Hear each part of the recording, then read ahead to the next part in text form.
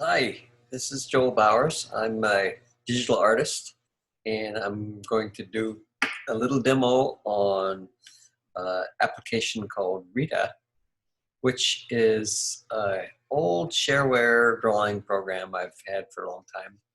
And I am about ready to lose it because it's not 64-bit compatible, and I'm about ready to upgrade my computer to 64-bit version of the Apple operating system.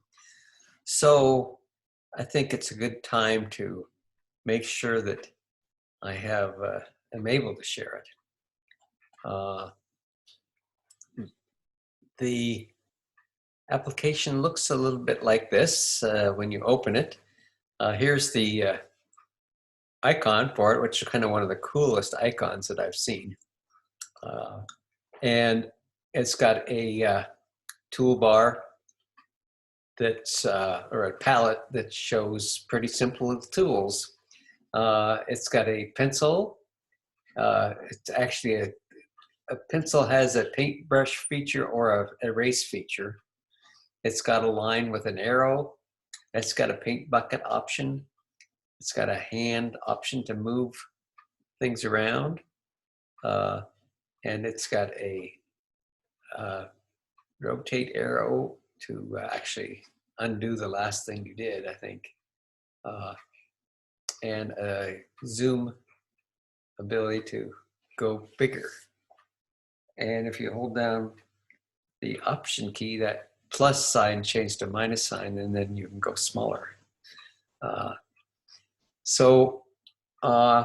Let's just pick a tool here.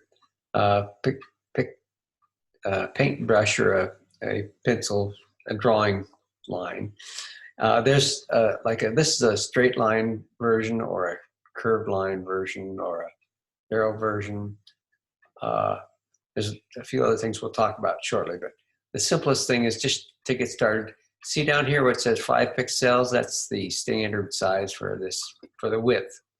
And you can go up to 25 or down to 0.5. So let's do a 0.5 line with a opacity of 50%-ish. And black is good enough, but we can choose like more of a gray. So this will be a very faint line to begin with. And so you can just kind of mess around.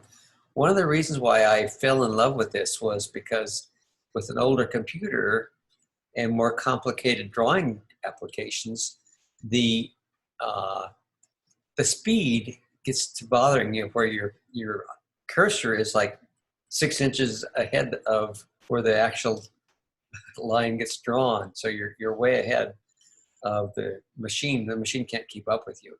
And this is such a simple application that it can kind of keep up with me. So it's, as you can see, it's really easy to scribble in. Let's do a little bit wider line in a slightly different color. I just love scribbling in this app. And what I'll do then is I'll take something that I've done here, and by selecting it and copying it to a bitmap version 3, because you can save with this, but it doesn't export to standard graphic formats. So if I save it, where is save? File, save. It's going to be, and it's so old that it won't remember. It's got an option for file formats of Rita or Rita template. That's it. So if I try and say, well, this is going to be a test, and I can save that to a test document. But it's just easier to go when I'm going to a standard app, drawing app. I can say edit, copy to bitmap 3, which is the most pixels per inch version that you can get, and then I can copy that to another standard drawing app, or I could probably copy it to here and paste it here. Yeah, so now there's 2 copies here, and I don't know if I can move that around. Yeah, I can move that around a little bit. so I can get kind of screwy. It doesn't have the ability to like rotate it like a lot of pasting programs. You don't have very many transform options, but I just love it. Then you can use the paint bucket tool. Let's fill a little bit with some red here. And then there's some, I never exactly remember what these other ones do. Well, these shading icons. There's a shading, a shadowing, and a shading icon. Let's just try them. This icon that it's a highlighter, so it'll actually put in some highlights which don't show up on a dark on a light screen very much. And this will be a shadowing thing. See, it looks like a shadow underneath the circle, and it'll come in with a darker looking thing. And they only like work on when there's where there's already color. And this one is sort of a highlighter. It'll draw a yellow line, and you can change it. It's 20 pixels right now. You can change the width, and you can change the color, I assume. Let's change it to a green. Yeah. So those are cool. Let's do a new blank screen, and let me show you some of these other features.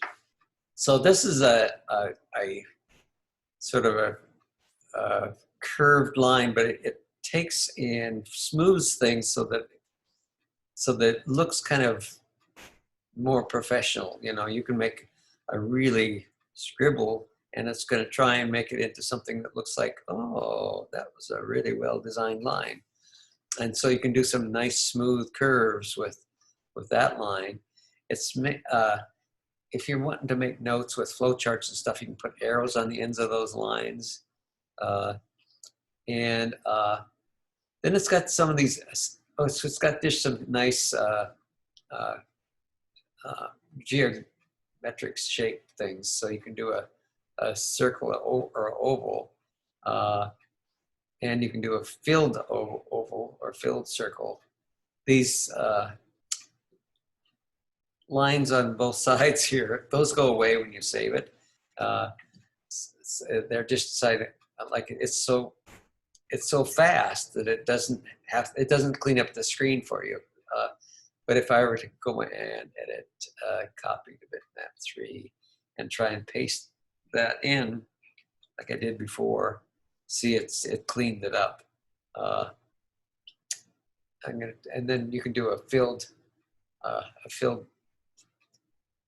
rectangle with different colors. Picking a color is really easy. They've got this is sort of standard in a lot of graphic apps. This color palette here or color chooser has options to do it as a color wheel or as a slider or as a just the standard colors that you want to pick from either Apple colors or crayon colors or web save colors.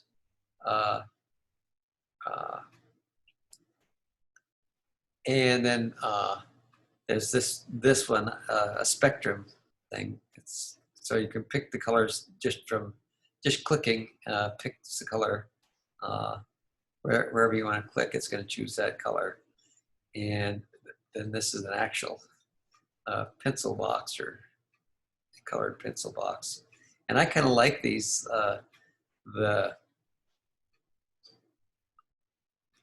what do you call those? The trash that leaves when you're trying to do things. And I wish I could save that or copy that to where they would become useful in other drawings.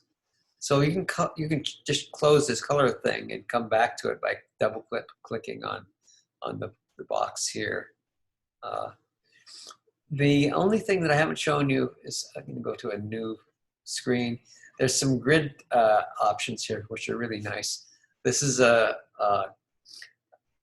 standard grid that you can change the number of rows and columns. So it's the line size here, see it says it's 3. I'll make it make it 25 and draw some, and it's got opacity of a maximum opacity. So I'm going to do like half opacity, and I'm going to do a lot more. I'm going to do more rows and more columns, and so that's almost solid. So you can, and if I do another one on top of that, because it was like half, 50% opacity, it has some nice effects. Then if you use this other one, it's more boxes instead of just grids. So it's right now set for 3 columns and 1 row. But if we go to 22 rows and 25 columns, it just becomes a lot, as many boxes as you want, and the ratio is going to be dependent on the number that you pick for rows and columns. And there's 2 more here. Here's one that's, what's the difference with this one?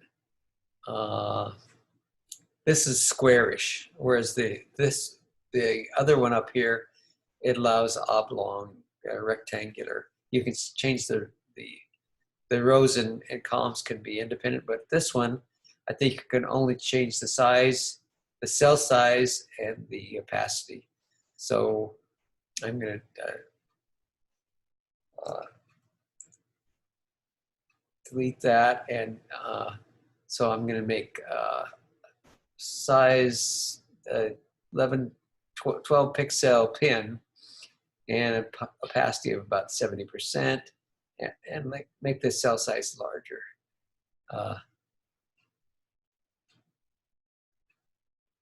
So it's kind of cool, and like I say, there's these 2 other odd pins, which are kind of neat if you go into wider, more pixels, wider pin width. This one doesn't change if you do wider pin width. It's just more like a barbed wire almost that you're spreading. So that's called Rita, and it's a shareware thing. If you Google it, you'll be able to find it on the web and download it for free and use it for free and donate to their shareware. But they haven't updated it, so I don't think they intend to update it. But I wanted to show it to you in case you have an older version of hardware and software that, unlike me, where I'm always going to the latest of everything and destroying the things that don't upgrade. I wanted you to have a view of what this is like. Well, that's Rita. Thanks for watching.